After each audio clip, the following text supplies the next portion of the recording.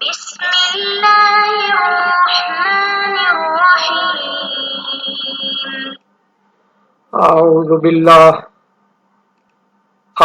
باللہ السمیع العلیم من الشیطان الرجیم بسم اللہ الرحمن الرحیم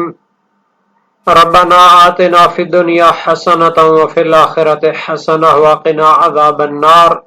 شرح المدوم کتاب حج درس نمبر 377 میں مینا میں سر مونڈنے کے آداب پر گفتگو ہوگی۔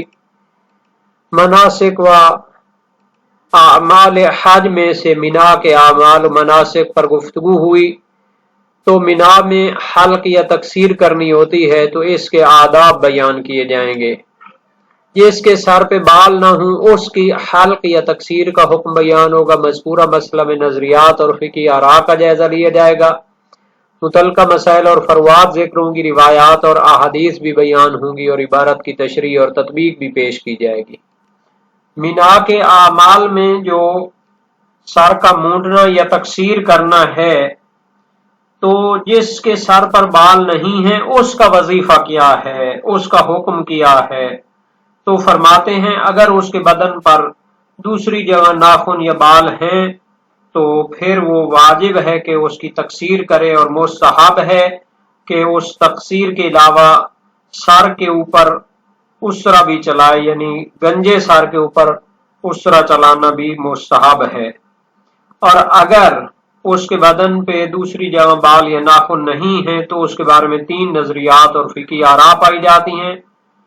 بعض تو جیسے شہید اول کی طرح قائل ہیں کہ اس پر سر کے اوپر اسرا چلانا واجب ہے مطلقاً بہر صورت، چاہے سر کے اوپر بال پیدائشی طور پر نہ ہوں یا پھر عمرہ میں اس نے سر کو مونڈ دیا تھا، حلق کیا تھا، حالانکہ عمرہ میں اس کا وظیفہ تقصیر کرنا تھا۔ دوسرا نظریہ یہ ہے کہ سر کے اوپر اسرا چلانا، گنجے سر کے اوپر اسرا چلانا مستحب ہے مطلقاً۔ اور تیسرا نظریہ ہے تفصیل کا کہ اگر سر کے اوپر بال نہ ہونا وہ عمرہ میں حلق کرنے کی وجہ سے ہو تو اس نے جو عمرہ میں معصیت کا ارتکاب کیا ہے تو عمرہ میں معصیت کے گناہ اور اس کے کفارے کے طور پر لازمی ہے کہ وہ سر کے اوپر اسرا چلائے۔ اور اگر سر کے اوپر بال اس وجہ سے نہ ہوں کہ پیدائشی طور پر وہ گنجا ہے تو اس صورت میں مستحب ہے کہ سر کے اوپر اسرا چلائے۔ اس نظریے کی بنیاد پر جس شخص نے اپنے سر کو عمرہ میں مونڈ دیا تھا تو حتیٰ پہلی صورت میں بھی کہ جب اس کے دوسرے حصوں پر بال یا ناخن موجود ہیں تقصیر واجب ہے، تو سر کے اوپر اسرا چلانا بھی واجب ہے، کیونکہ یہ جو اس نے سر کے اوپر اسرا چلانا ہے یہ اس معصیت ایک سزا کے طور پر ہے، تو وہ ایک علیحدہ واجب ہے اور تقصیر کرنا بھی اپنی جگہ واجب رہے گا۔ تو عبارت کو دیکھتے ہیں۔ فرمایا وَيُمِرُّ فَاقِدُ الشَّعْرِ الْمُوسَى عَلَى رَأْسِهِ مُسْتَحَبًّا إِنْ وَجَدَ مَا يُقَصِّرُ مِنْهُ غَيْرَهُ وَإِلَّا وُجُوبًا وَلَا يُجْزِي الْإِمْرَارُ مَعَ إِمْكَانِ التَّقْصِيرِ لِأَنَّهُ بَدَلٌ عَنِ الْحَلْقِ اضْطِرَارِي۔ جس شخص کے سر پہ بال نہیں ہے، فاقد شعر، تو یمرو وہ اپنے سر پر علی راس یا اپنے سر پر اسرا چلائے گا۔ الموسا اسرے کو کہتے ہیں۔ فاقد الشعر یہ فاعل ہے مرہ یمرو، امرہ یمرو کا۔ الموسا یہ اسرے کے معنی میں ہے اور یہ مفعول بہی ہے، یعنی جس شخص کے سر پر بال نہیں ہیں وہ چلائے گا اسرا اپنے سر پر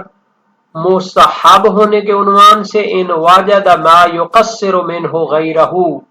اگر اس کے بدن کے دوسرے حصوں پر بال یا ناخن موجود ہیں اور اس کے ذریعے وہ تقصیر کر سکتا ہے، اگر وہ پاتا ہے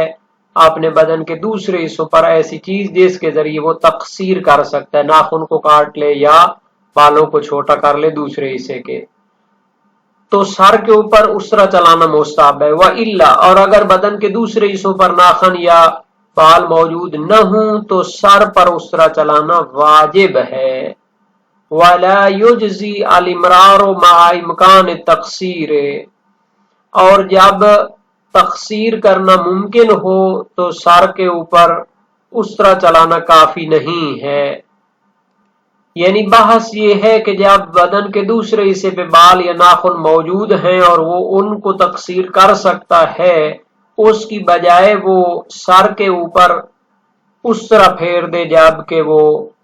گنجا ہے اور یا اس نے عمرہ میں اس کو صاف کر لیا ہوا تھا، تو فرماتے ہیں جائز نہیں ہے بلکہ کافی نہیں ہے سر کے اوپر اسرا پھیرنا جب بدن کے دوسرے حصوں پر تقصیر کرنا ممکن ہو، لِأَنَّهُ بَدَلٌ عَنِ الْحَلْقِ اضْطِرَارِيٌّ، چونکہ سر کے اوپر جو اسرا پھیرنا ہے گنجے سر کے اوپر یا جب سر کے اوپر بال نہیں ہیں تو یہ وظیفہ اضطراری ہوتا ہے۔ چونکہ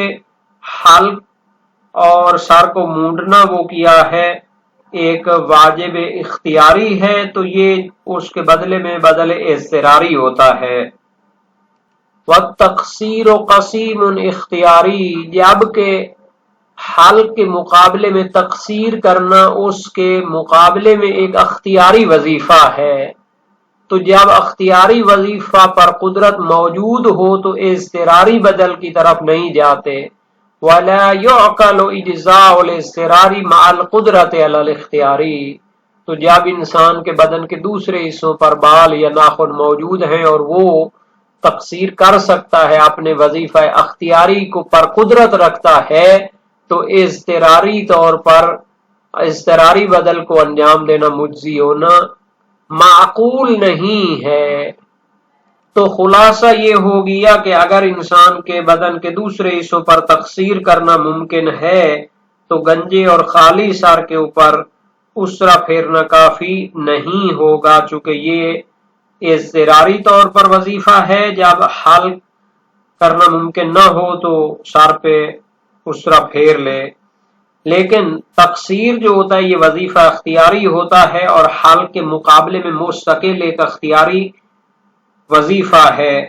تو جب انسان کے لیے حل کرنا ممکن ہو تو وہ تقصیر انجام دے سکتا ہے، کیونکہ یہ دونوں واجب تقصیری کے مصادیق ہیں۔ تو جب انسان وظیفہ اختیاری پر قدرت رکھتا ہو تو اضطراری فرد کی طرف جانا اور اس کے مجزی ہونے کو معقول قرار نہیں دیا جا سکتا۔ وَرُبَّمَا قِيلَ بِوُجُوبِ الْإِمْرَارِ عَلَى مَنْ حَلَقَ فِي إِحْرَامِ الْعُمْرَةِ وَإِنْ وَجَبَ عَلَيْهِ التَّقْصِيرُ مِنْ غَيْرِهِ لِتَقْصِيرِهِ بِفِعْلِ الْمُحَرَّمِ۔ شہید ثانی نے پہلے تو مشہور فقہاء کا اور خود شہید اول کا نظریہ بیان کر دیا ہے، اور اب وہ قول سوم کو جو تفصیل کا نظریہ ہے اس کو بیان کرنا چاہتے ہیں کہ بعض اوقات کہا جاتا ہے اور ایک فقہی نظریہ موجود ہے بے وجوب الامرار علی من حلق فی احرام العمرۃ، جس نے عمرہ تمتع کے احرام میں سر کو مونڈ دیا تھا اور حلق کر دیا تھا، حالانکہ اس پر تقصیر کرنا واجب تھا، تو اس پر چونکہ سر پہ بال تو نہیں ہوں گے تو اسرے کو چلانا واجب ہے، اگرچہ کہ اس پر اپنے بدن کے دوسرے اعضاء پر موجود ناخن یا بال سے تقصیر کرنا بھی واجب ہے۔ لِتَقْصِيرِهِ بِفِعْلِ الْمُحَرَّمِ، چونکہ اس نے حرام کام کے ذریعے اپنے واجب کی ادائیگی میں کوتاہی کی ہے۔ تقصیر کا معنی یہاں پر کوتاہی کرنا ہے اور گناہ کرنا ہے۔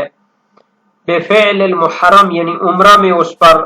تقصیر کرنا واجب تھا اور سر کے کچھ بال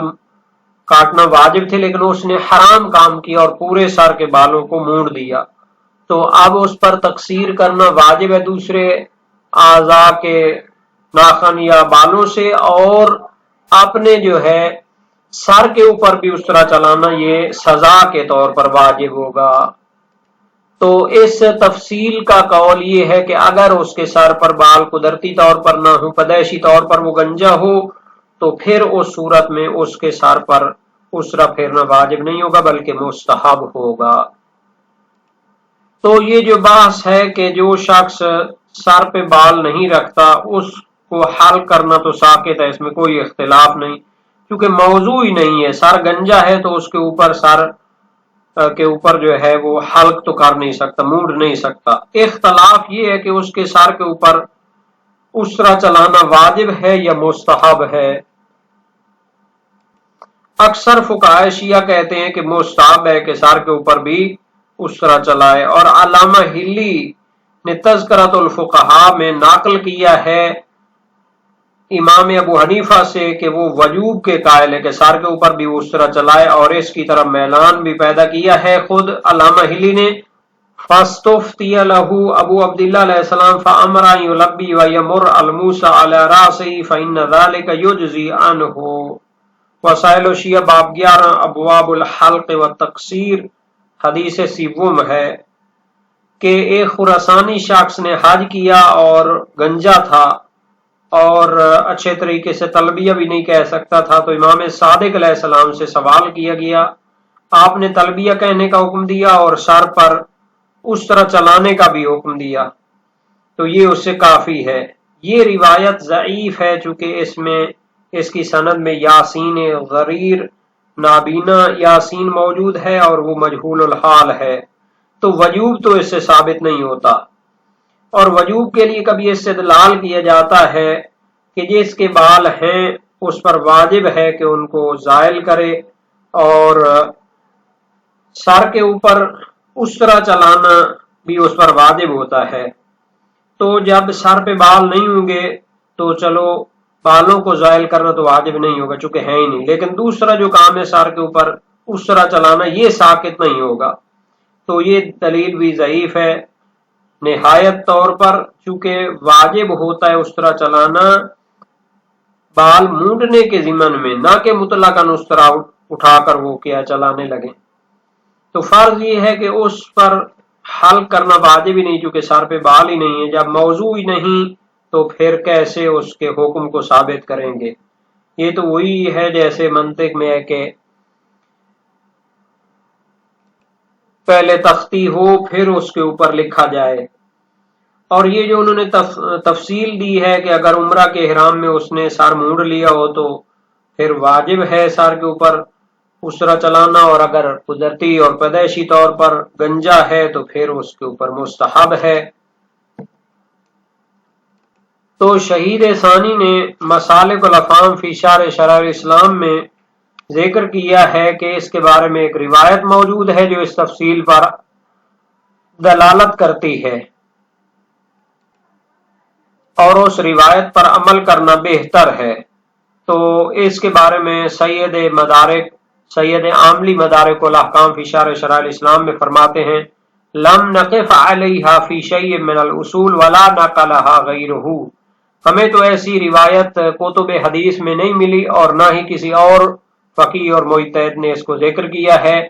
تو جناب شہید ثانی کی یہ تفصیل بھی بغیر دلیل کے رہ جاتی ہے۔ اور یہ روایت وسائل الشیعہ ترجمہ اردو جلد 10 صفحہ 155 پہ موجود ہے۔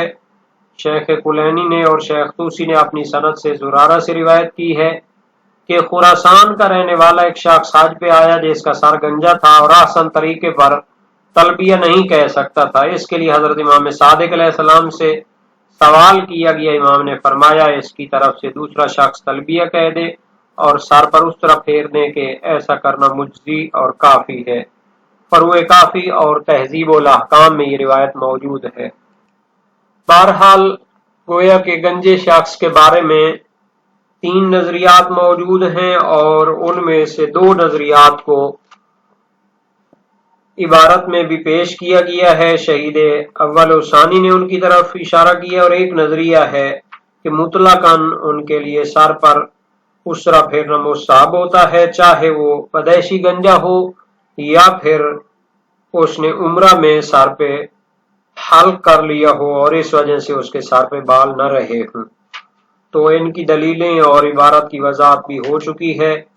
اور شہید ثانی کا جو نظریہ ہے اس کی بھی کافی تفصیل بیان کر دی گئی ہے۔